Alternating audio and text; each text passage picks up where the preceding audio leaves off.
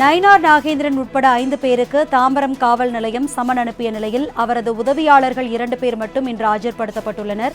அண்மை செய்தியாக பார்த்துக் கொண்டிருக்கிறோம். ரயிலில் ரூபாய் 4 கோடி பணம் பறிமுதல் செய்யப்பட்ட விவகாரத்தில் நயினார் நாகேந்திரனின் உறவினர் உட்பட 3 பேர் கைது செய்யப்பட்டு உள்ளனர்.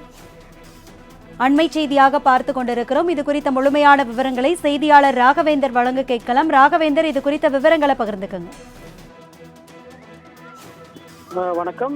தாம்பரம் ரயில் நிலையத்தில் கடந்த சில நாட்களுக்கு முன்பு நயினார் நாகேந்திரன் ஹோட்டல் ஊழியர்கள் உள்ளிட்ட 3 பேரிடம் 3.99 கோடி பணம் கைப்பற்றப்பட்டது. தொடர்ந்து நயினார் நாகேந்திரனுக்கு சொந்தமான ஹோட்டல் உள்ளிட்ட இடங்களில் தேர்தல் பறக்கும் படையினர் சோதனை நடத்தினர். விசாரணையில் சென்னை பசுமை வழிச்சாலையில் உள்ள உணவு விடுதியிலிருந்து அதிக பணம் கைமாறியது கண்டுபிடிக்கப்பட்டது. அந்த உணவு விடுதிக்கு கட்டிடம் அந்த உணவு விடுதி இருக்கும் கட்டிடம் பாஜக தொழில்துறை பிரிவு தலைவரான கோவர்தனுக்கு சொந்தமானது என்று கூறப்பட்டது. அங்கும் தேர்தல் பறக்கும்படியினர் சோதனையிட்டு 1.10 லட்சம் ரூபாய் ரொக்கத்தை கைப்பற்றினர். இது தொடர்பாக விசாரிக்க நயினார் நாகேந்திரனுக்கு தாம்பரம் போலீசார் சம்மன் அனுப்பிய நிலையில் நயினார் நாகேந்திரன் நேற்று கிட்டத்தட்ட அவரது வழக்கறிஞர் சார்பில் ஒரு கடிதமானது வழங்கப்பட்டது.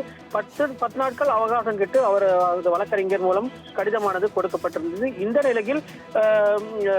நிலையில் அவரது சார்பாக அவரது நயினார் இந்த வழக்கு தொடர்பாக இருவர் ஆஜராகி இருக்கின்றனர்.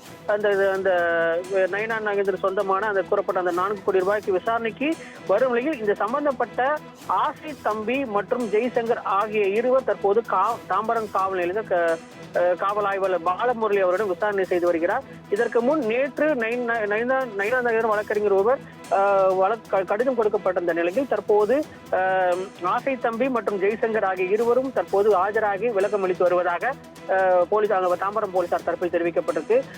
அதன் பின்பே தெரிய வரும், அதாவது இந்த விசாரணைக்கு பின்பு அந்த பணம் யாருடையது, அவர் நயினார் நாகேந்திரனுடைய அதுதானா அல்லது வேறு எப்படி இது கொண்டு வரப்பட்டது என்பது குறித்து இவர்களும் நடத்திய விசாரணைக்கு பின்பு ஒரு முழுமையான விவரம் தெரிய வரும் என்று தாம்பரம் போலீசார் தரப்பில் தெரிவிக்கப்பட்டிருக்கு.